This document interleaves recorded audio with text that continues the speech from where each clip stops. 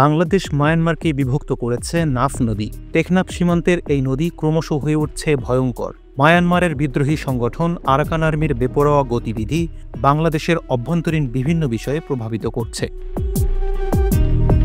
নাফ নদীতে হরহামেশাই নানান চ্যালেঞ্জের মুখে পড়তে হচ্ছে বাংলাদেশি জেলেদের। সম্প্রতি ২২ দিনে এই নদীর বাংলাদেশি জলসীমা থেকে ৫৬ জন জেলেকে ধরে নিয়ে গেছে আরাকান আর্মি, যাদের হদিস এখনও পাওয়া যায়নি।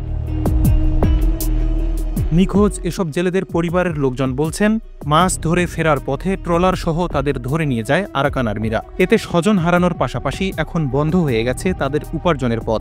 এমন সংকটময় মুহূর্তে স্বজনদের ফেরাতে সংশ্লিষ্ট প্রশাসনের কাছে দাবি জানান তারা। ফিশিং করে আইবার সময় মাঝে মাছ সহ মানুষ সহ জেলে সহ ভুটানদের ধরে নিয়ে গেছে আরাকান আর্মি। আসামে গিয়ে দেয় গত বুধবার দিন কুমারি হবে শনিবার দিন আর যাবে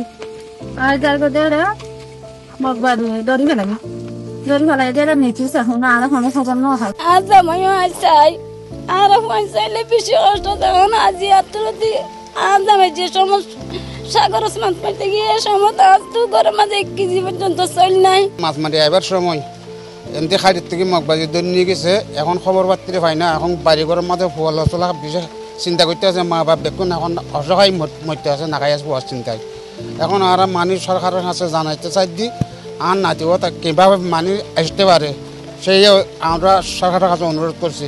মাছ ভর্তি ট্রলার সহ জেলেদের আরাকান আর্মি ধরে নিয়ে গেছে অভিযোগ করে বোটের মালিক বলেন, তাদের ফেরাতে সংশ্লিষ্ট আইনশৃঙ্খলা বাহিনীকে অবগত করেছে তারা। আমাদের বোট মালিক সমিতির অলরেডি ৮টা ট্রলার আরাকান আর্মি অপহরণ করে তাদের এলাকায় নিয়ে গেছে।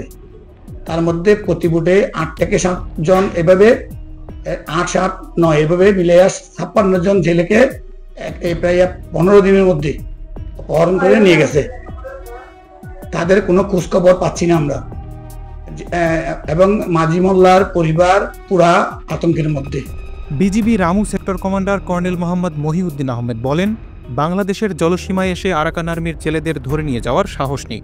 মাছ ধরে ফেরার পথে নাব্যতা সংকটের কারণে অনেক সময় মিয়ানমারের অভ্যন্তর দিয়ে আসতে হয়। সে সুযোগে তাদেরকে ধরে নিয়ে যেতে পারে। আমাদের যে সমুদ্র সীমান্ত রয়েছে সেখানে কোস্টগার্ড কাজ করছে এবং নাফ নদীতে কিছু অংশে কোস্টগার্ড আছে এবং ম্যাক্সিমাম অংশে আমরা বিজিবি দায়িত্ব পালন করে থাকি এবং সর্ব অবস্থায় আমাদের টহল সেখানে চলতে থাকে। আপনারা যদি নদীতে এখনও যান, রাতের বেলা যান, ২৪ ঘন্টার নাফ নদীতে আমাদের টহল আছে। মায়ানমার অংশ থেকে অনেক সময় তাদেরকে আসতে হয় এই মাছ নিয়ে, ভরার ট্রলার নিয়ে আমাদের বাংলাদেশ জলসীমা থেকে আসতে তাদের সমস্যা হয়, যে কারণে তারা অনেক সময় মায়ানমার অংশ থেকে আসার চেষ্টা করে।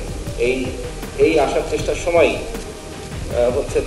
তারা মায়ানমার আরাকান আর্মির প্রতি কৃত হয় এবং এই ঘটনাগুলি ঘটে। এমন পরিস্থিতিতে হুমকির মুখে পড়বে দেশের মৎস্য সম্পদ আহরণ, সেই সাথে আর্থসামাজিকভাবে ক্ষতিগ্রস্ত হবে জেলেরা। এমন পরিস্থিতি ক্রমশ বিরাজ করলে চ্যালেঞ্জের মুখে পড়তে পারে স্থানীয় জনপদ, এমন অভিমত অনেকের।